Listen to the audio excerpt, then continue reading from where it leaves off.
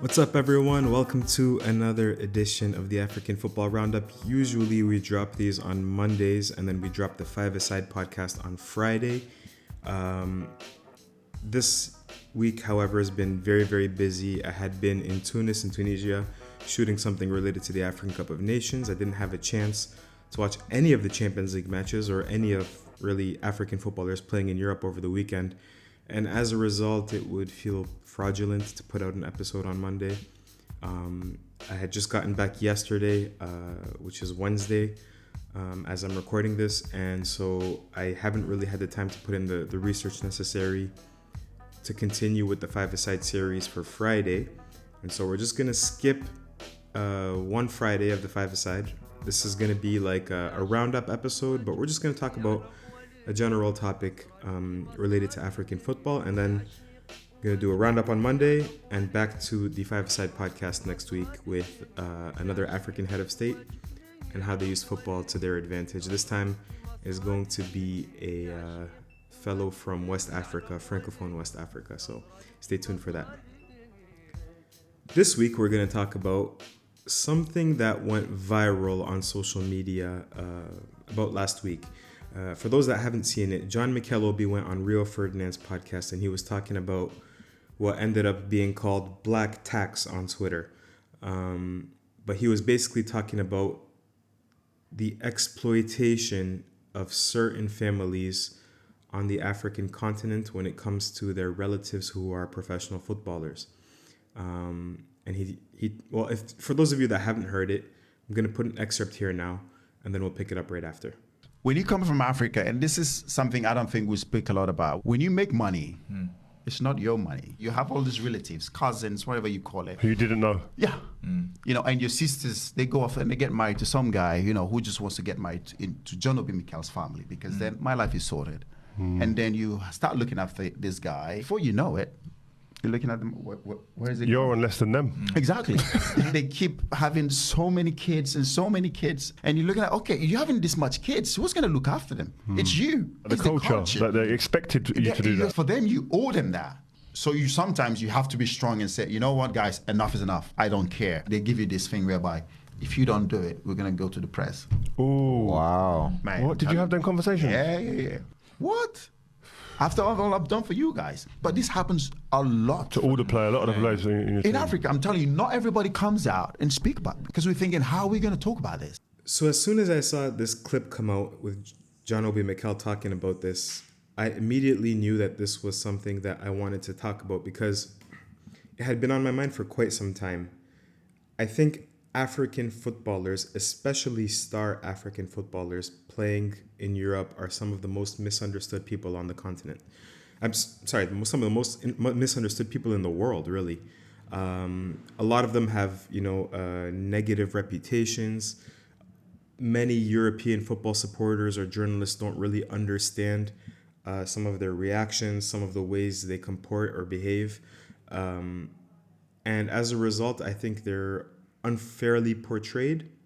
And so what I wanted to do was take a look at, three cases of three footballers, Obi Mikel, Emmanuel Adebayor, and we're actually going to finish this podcast with an interview that I conducted with Didier Drogba a few weeks ago for a book called Afrosport, which you can put a pre-order for right now. And we also talk about the specific discussion, which is why when Obi Mikel spoke about it, I thought, there's a light bulb that went in my head. And I said, you know what? This could be a good opportunity to discuss all of this. And so my thesis is that these African superstars are misportrayed because the general wider European public, one, doesn't know or understand where they come from. I mean that from like a geographic perspective, from a socioeconomic perspective as well. Two, the European public or the supporters or the wider public don't know or understand the challenges that these footballers face. And as a result, three, they don't know or understand the reactions of these footballers when they actually have said reactions. And we'll start with Obi Mikel. Obi Mikel is a good place to start because he's not the most outrageous figure in European football. He's usually seen as someone that's calm, cool, collected. He's widely liked by the Chelsea base.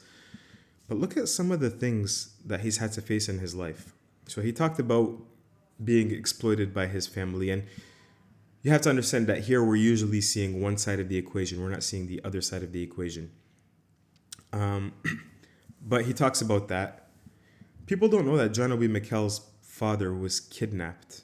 I mean, this made headlines, so they might have heard of it. But he was kidnapped by 5 people dressed in military uniforms for several days. And John Obi Mikel was playing football at the time for Chelsea. And his father said that after he was kidnapped, he was like begging for mercy, but they were beating him up mercilessly. And he doesn't know how he survived really. And eventually the Nigerian military intervened and saved his father. Again, this is something that you can't really even perceive happening to, like a French player or a British player. And so that's one thing. John Obi Mikel was part of the 2016 Nigerian Olympic team.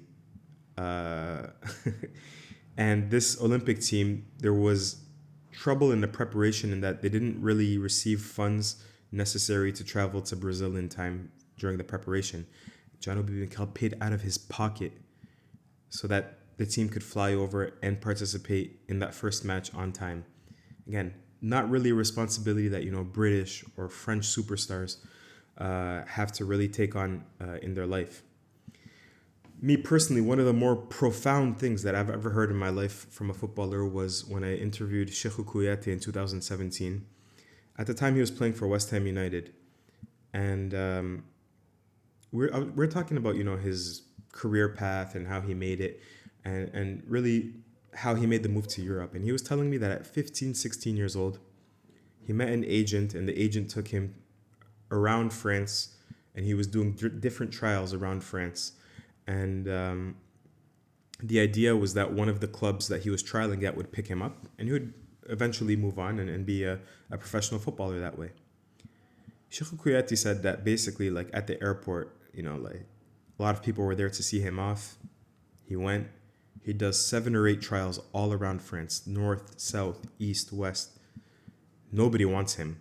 And at the time he was trialing as like an attacking midfielder, number 10. And he eventually ended up being, a central midfielder or a central defender at times for Senegal. And after that first round of trials, he told me that he was rejected. He flew back to Senegal, and imagine this, you're 16, you're vulnerable. You had just been abroad for the very first time. It was cold. You didn't know anybody. You got rejected 7 or 8 different times. And he goes home and he's probably looking for that comfort and that warmth. And he said that he looked at his family and he could see that they were disappointed to see him, because it's not that they were mean, it's not that they didn't want to see him. It's just that, he failed, we kind of needed that. We kind of needed for him to make it. And he's just looking for human comfort and human warmth, and they're disappointed to see him. Again, it's not a criticism of his family, not at all. But just think about the conditions that these people live in, think about the conditions that, that are imposed on them and the dreams, of making it out and being able to provide for your family. Think about the juxtaposition of finally coming back home after all that rejection, looking for that warmth, being with your family, but at the same time feeling that distance because, he didn't make it. And eventually he goes on, and the next year he gets a trial in Belgium and he ends up being successful and he goes on to have a great career. But that moment is very, very profound for me. Now let's talk about Emmanuel Adebayor. Emmanuel Adebayor, like El Hadji Diouf, is for me one of the more controversial football superstars, African football superstars that have played in Europe. And again, let's go back to those 3 points, about people not knowing or understanding where these players come from, not knowing or understanding the challenges they face, and thus not knowing or understanding their behavior or their reactions. Emmanuel Adebayor is born in a small village in Togo. He's raised in a small village in Togo near the Ghanaian border. His mom sells meat. His dad just exchanges money on the border. If you have Ghanaian currency, he'll exchange it, and he'll make, a few cents on the dollar. He grew up, he couldn't walk until the age of 6. his family thought something was wrong with him. They were taking him. They were trying everything, the traditional healers, medicine. They take him to the church eventually when he's 6 years old, and they pray for him all week. Sunday, Monday, Tuesday, Wednesday, Thursday, Friday, Saturday, he's in the church and he finally gets up and he starts walking and he's scared. Think about that story. That's the craziest. That's one of the. Think about how he must feel like, oh yeah, like miracles do happen in my life, And this comes from an interview that, I'm going to put in the description, he gave to SoFoot, in which he seems to exaggerate a bit in a few of his answers, but I don't doubt that it's a true story. I've heard it from more than one person. So this happens to Emmanuel Adebayor. He can finally walk, but he describes, his childhood as, okay, I'm playing football outside of our hut. We have a hole in the roof of our hut.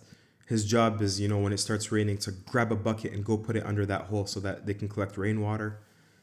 And he describes it as like everybody describes their childhood as happy, and, they have that nostalgia for those moments. And he describes it as kind of happy, having happy moments, but being in a really sad context, He doesn't even have a toilet in this hut that they were living in. They would have to go to the beach to go do a number two. Again, think about these socioeconomic conditions that he grew up in. And so finally he's playing, with the youth national teams in Togo. He's the best player in Togo. And he manages to get, a trial at Metz Training Center. Another thing that African superstars talk about, especially ones that go to Europe at a young age. Adebayor goes at 15. Kouyaté went at 16. They both said the cold. And this is something that we might laugh at, like, yeah, it's cold in France, it's cold in England. Like, this is a real problem for them. They cannot function, literally. These are, people that have never seen snow before. People maybe have never experienced temperatures under 10 degrees. And they go there, maybe Adebayor says he went with 3 T-shirts and, a pair of shorts and, a pair of pants and some flip-flops to France for the first time. And all of a sudden, he's in Metz. Northeast France is freezing. He's never, that impacted his trial. It did.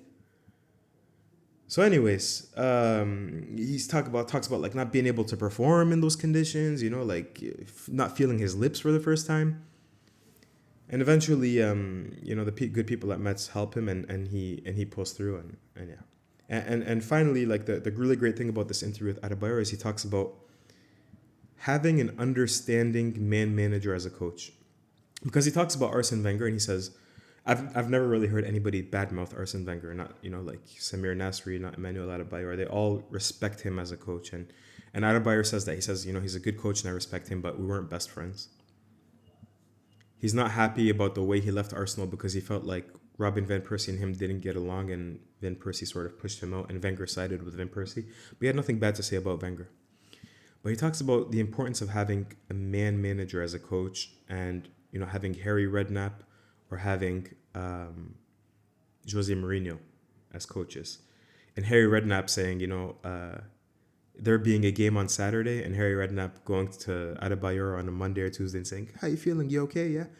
Oh, you have a little bit of soreness in your right leg? You know what? Don't worry about it. Take 2 days off. And then when the day before the game on Friday, he'll come up to him and be like, look, you're the greatest player ever. You're the best striker in the Premier League. I know you're going to score 2 goals. And he'd go out and he'd be so instilled with confidence that he'd go out and he'd perform for Harry Redknapp on Saturdays.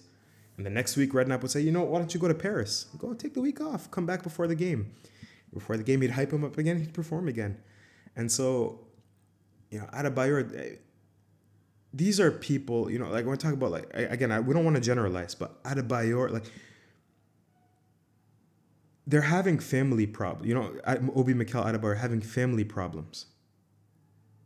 Feel rejected in a way by the people that they can't really, count on. Football clubs, as we know, they're like ever-changing organisms. There's people in and out of the doors. And to have a coach that can come to you and say, I need you, I trust you, you're the best. That really speaks to players like Adebayor, players like, like an El Hadj Diouf. Those are the kinds of, you're not coddling the player, but they need that from you at that moment. think that's one thing that we didn't understand. And when, these stories emerge about family problems, tabloids, especially in the UK, love to run with it. But again, always try and get the player's perspective, because these are very, very difficult socioeconomic conditions that they're coming from. And when they're coming from these socioeconomic conditions, things that might seem outlandish to you are not necessarily outlandish. You've just never been in that position before.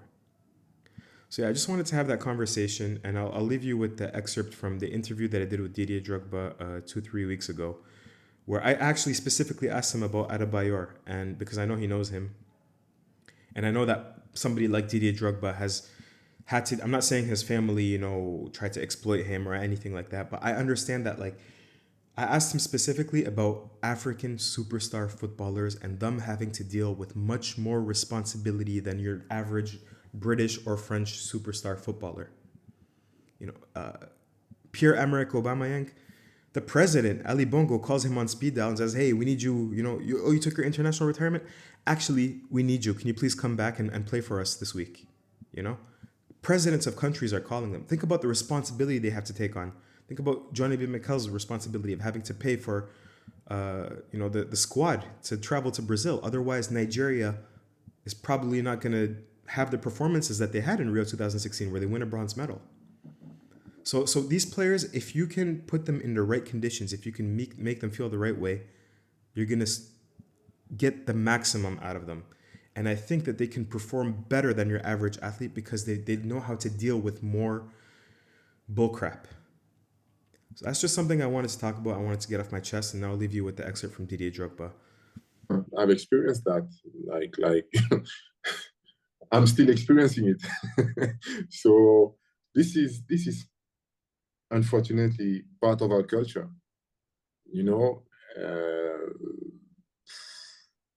There's when you succeed, when you become famous, when you're making a lot of money,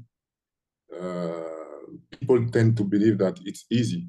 Like, oh, you have money, so you have to help me. But they don't know all the hard work Emmanuel Adebayor would be doing. They don't know if the guy slept well. They don't know if the guy was injured but still pushed himself. They don't know maybe that the manager doesn't like him, but he's pushing, he's trying his best to play. They don't know all that. All they see is dollars. And like, oh, where's my turn? One kid, one day, I went back to Ivory Coast, like 8 months after signing for Chelsea. And it was a big This is a normal kid on the street, or somebody that's related to you, or normal kid on the street? Is this a normal kid on the street? Normal kid on the street. And the kid, I was jumping in my car, and then I closed the door and I put the window down. He said, the big Drogba Didier, come on, from all this money Chelsea gave you, £24 million, where's mine? We get nothing. I'm like, first of all, thought the transfer fee was the wages. I said, yeah. I said, man, transfer fee is one thing, salary is another thing. And then, my friend, you want to get to this level, you have to work hard, And people think it's easy to say that, from my position. But before being in that position, I earned the right to be in that position. I worked hard, and this is the difference between players in Europe. And let's talk socially about the cultural differences. In Europe, the family is your nuclear family. So mom, dad, brothers, sisters, uncle, aunties, separated. Sometimes even Christmas parents, and Easter only. Even parents, in Africa. Even Adebayor is my brother. If tomorrow I have to help him, I would go and help him. You know what I mean? It's the family is the uncles, the cousins, the sisters, the +1, +2, +10. So because we used to live as a community. So when my mom and dad were working, it would be maybe my auntie who came and took care of me, or or I don't know, one of the sisters who came and you know, changed my diapers, or you know, all these kind of things. So when you succeed, people see like, oh, I had an auntie who was saying, hey, don't forget about me, huh? I change your diapers. You know, I'm the one who was cleaning your sorry, no, you know the words. I was cleaning, you know, everything. So don't forget about me. I'm like, oh, okay. Got it. That's our reality. You know exactly what happened to him with his family at the time, Emmanuel Adebayor. It's sad, but that's our reality, and we have to deal with it. And nobody is there for teaching us how to react, how to handle that. So that's the excerpt from my interview with Didier Drogba. If you liked it, please consider putting in a pre-order for a purchase of the Afrosport book. It's coming out in January, I believe, but you can pre-order it right now. I'll leave a link in the description below. And yeah, that's going to be it for this week. As I said, we're not having a five-a-side podcast. We're going to pick up on Monday with an African football roundup, recapping this upcoming weekend's action. And then next week, we're going to talk about that African head of state from Francophone West Africa, who had a club team that won 3 Champions League titles in the 1970s. Thanks for listening. Please subscribe if you haven't yet. Please give thumbs ups, rate if you're listening on audio platforms, and share with a friend. Thanks for listening one last time, and we'll speak soon.